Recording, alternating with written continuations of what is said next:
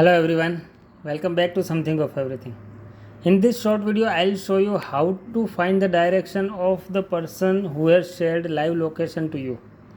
In this chat, Keval Bhagat has sent me the live location of his.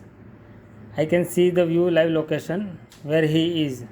I guess he is somewhere near Ashka Hospital. Yes.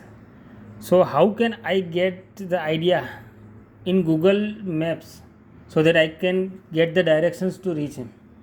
I just have to click on his icon and it will show me information. I'll have to click again and it will show me get directions.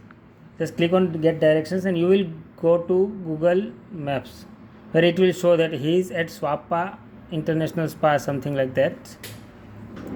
This is how you can find someone's location when that person has sent you the live location. Thank you for watching this video. Do like, share and subscribe the channel, and don't forget to click on the bell icon so that you can get all the new videos every time. Thank you.